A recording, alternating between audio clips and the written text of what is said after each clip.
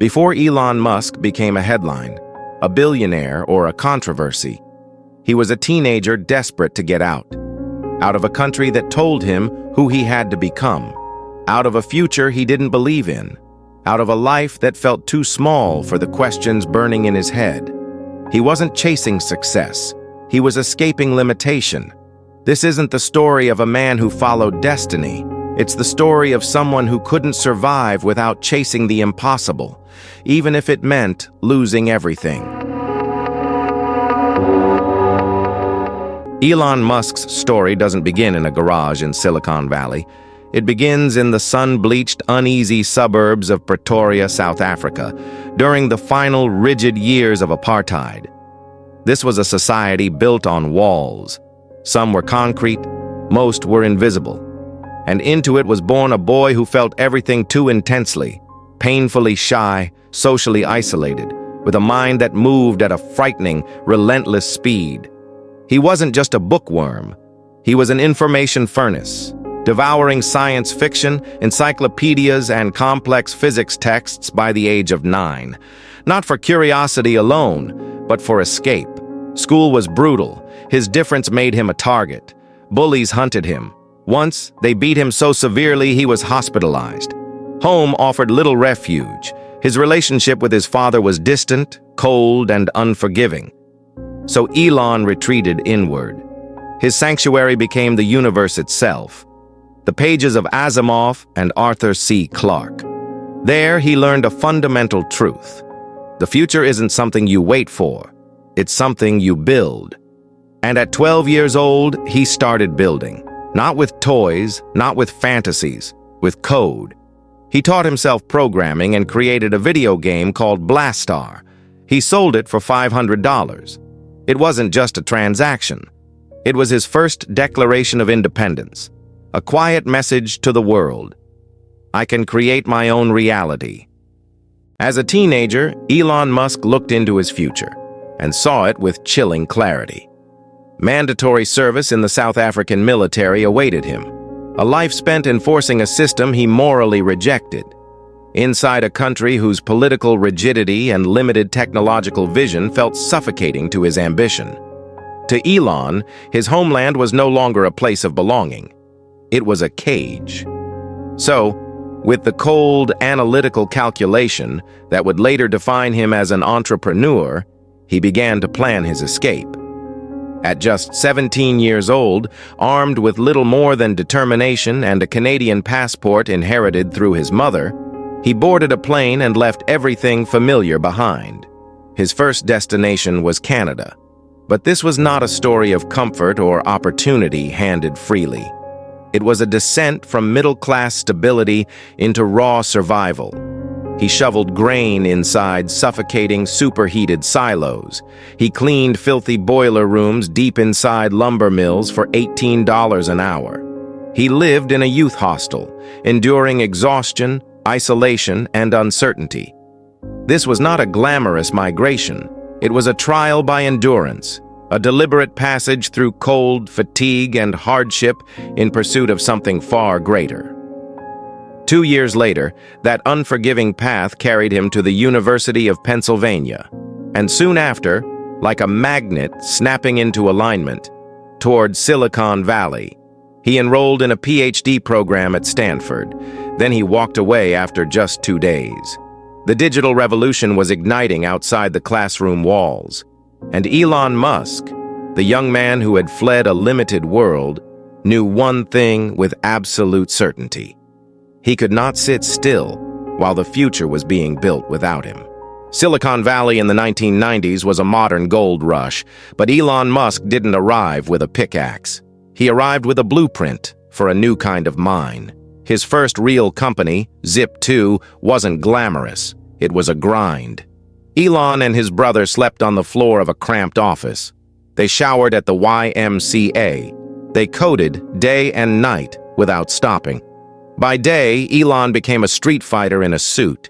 He walked into newspaper offices uninvited, pitching a radical idea, an online city guide for local businesses.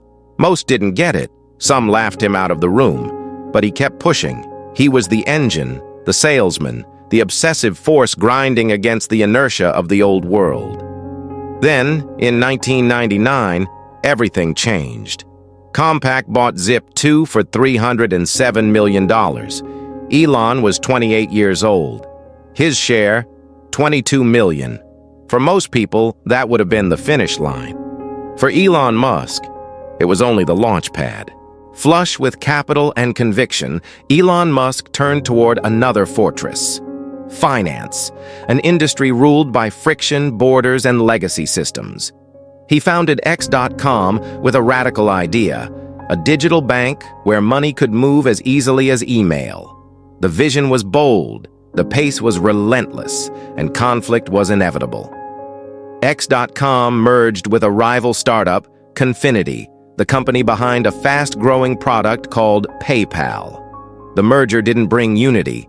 It sparked a power struggle. Inside the company, strategic disagreements escalated. Elon pushed for speed, control, and uncompromising execution. Others resisted. In 2000, while Elon was on his honeymoon, the board made its move.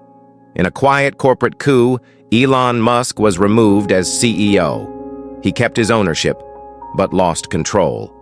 Then came the outcome. In 2002, eBay acquired PayPal for $1.5 billion. Elon Musk's share was worth over $180 million. He didn't celebrate the payday. He studied it. The lesson was simple. Sentiment is a liability. Execution is everything. He was now financially set for life, and completely uninterested in stopping. Then he performed the act that would come to define him. He bet his entire fortune on two ideas the world dismissed as science fair fantasies: SpaceX, an impossible goal, make rockets reusable, slash launch costs, and turn humanity into a multiplanetary species; Tesla, an even more heretical vision: kill the gasoline car and replace it with electric vehicles the world actually wanted. He didn't diversify, he didn't hedge, he didn't dip a toe in the water. He dove straight into the abyss. Elon Musk became the sole investor, the chief engineer, the strategist, the recruiter, and the emotional backbone of both companies. His money funded them. His mind drove them. His belief sustained them. By 2008, the abyss stared back. At SpaceX, 3 rockets had launched, and 3 rockets had failed. Explosions, fireballs, public humiliation. Each failure burned tens of millions of dollars into the Florida sky. At Tesla, production was collapsing. Costs were spiraling. The Roadster was late, over budget, and bleeding cash. The media mocked him. Industry experts laughed. Investors fled. You know, there are American heroes who don't like this idea. Neil Armstrong, Gene Cernan have both testified against commercial spaceflight in the way that you're developing it, and I wonder what you think of that. I was very sad to see that, because those guys are, those guys are heroes of mine, so it's really tough.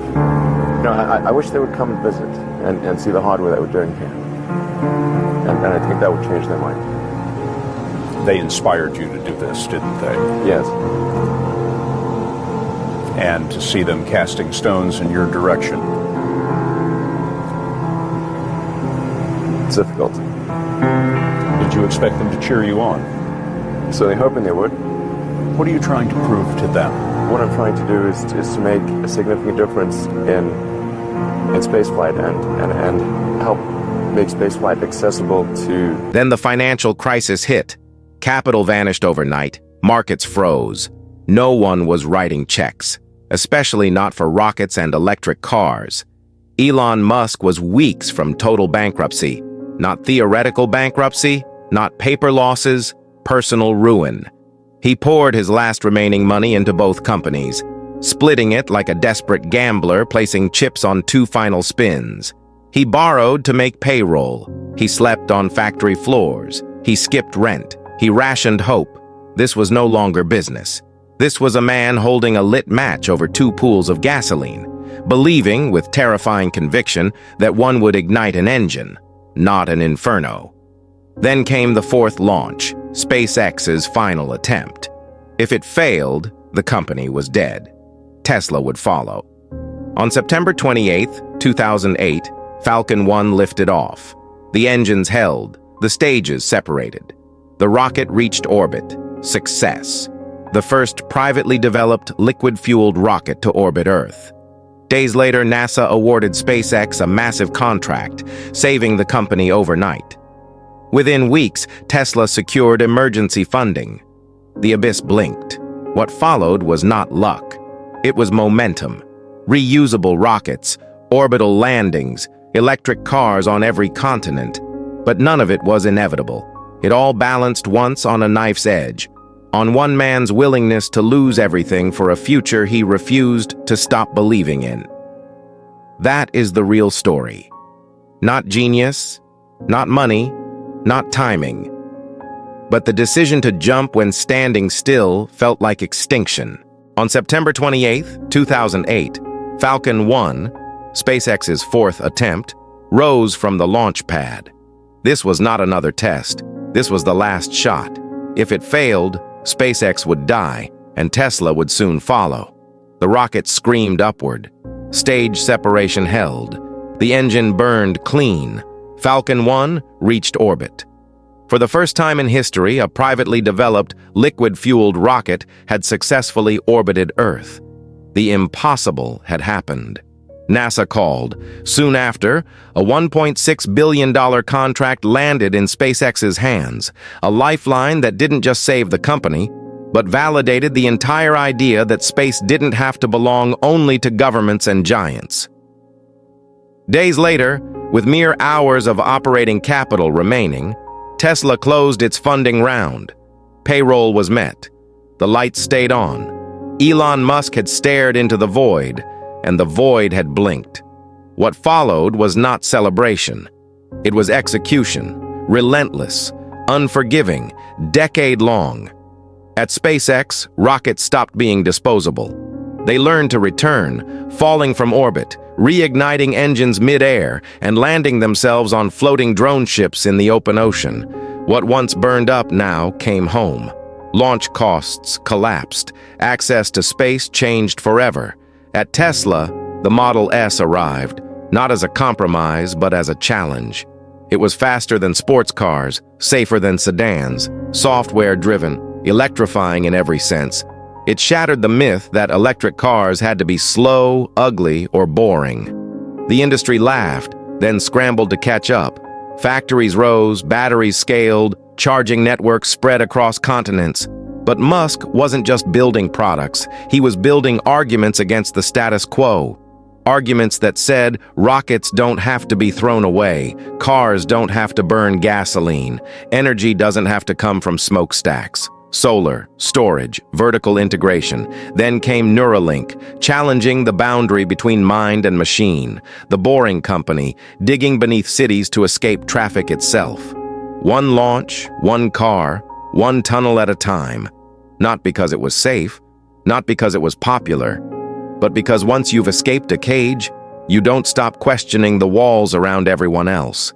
This wasn't diversification, it was a worldview, executed at scale. A decade earlier, he had nearly lost everything. Now he was reshaping industries that hadn't meaningfully changed in half a century.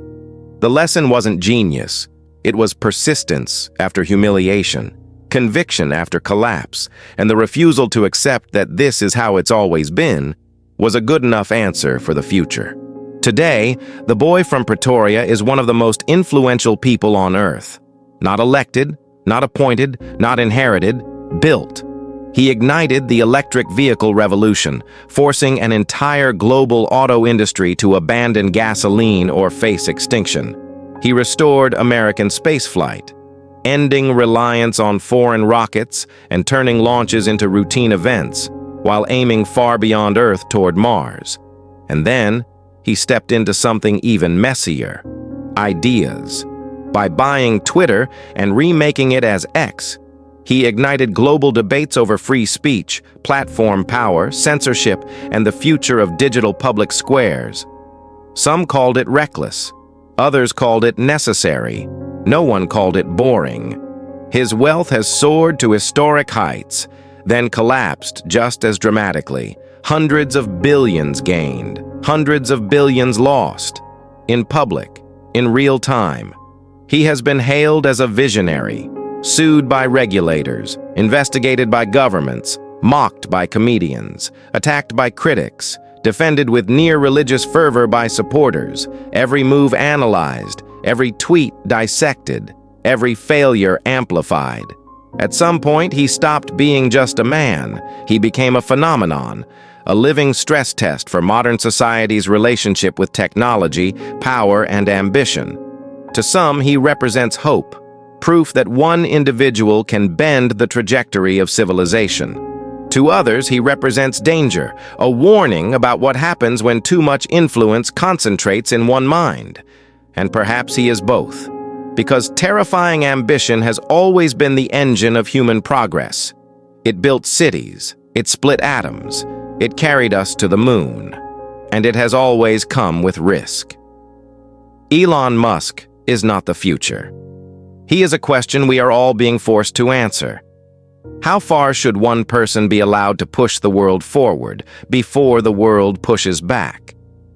Elon Musk's life is not a blueprint. It is a force of nature. From a bullied child in Pretoria to the wealthiest person on the planet, a title he still holds with hundreds of billions more than his nearest rival. At his peak, his net worth has soared past $700 billion, not merely a number but a human fortune worth more than many small countries' entire economies. A single tweet can wipe out or create tens of billions of dollars in financial value before breakfast. Tesla's stock, SpaceX's rocket valuations, his AI ventures, and even his social media gambles all compound into a fortune that towers over entire industries. Tesla shareholders have even approved a compensation plan that could be worth up to $1 trillion over the next decade if wild performance milestones are met. Some see him as proof that one person can bend the trajectory of civilization with ambition alone. Others see danger. A single individual with influence greater than many governments, whose words can crash markets and set off global debates. Tesla shareholders have approved a historic pay package for the firm's CEO, Elon Musk. It's worth a possible record-breaking $1 trillion and is intended to keep the world's richest man in charge of the company for the next decade. Elon Musk, the $1 trillion man. He hasn't just changed cars, he's forced every major automaker to electrify. He hasn't just launched rockets, he's revived spaceflight as a commercial reality. He hasn't just bought a social platform, he's reshaped conversations about free speech and digital power. Whether you celebrate him or criticize him, there is no ignoring him. Because influence today is not just about wealth. It's about attention, leverage, narrative, and the power to shift reality itself. Elon Musk doesn't just participate in history, he pressures it. And that is the final truth. Greatness at this scale is never quiet, never safe, never simple. So if your dream feels too big, good. If the world calls you crazy, perfect. Because Epicora is here to explore how reality is shaken, how empires are built, and how the impossible is not an obstacle but a frontier. This is Epicora, and this is how the future gets written. If this story inspired you, hit like, share it with someone who dares to dream bigger, and subscribe to Epicora, because the impossible deserves an audience.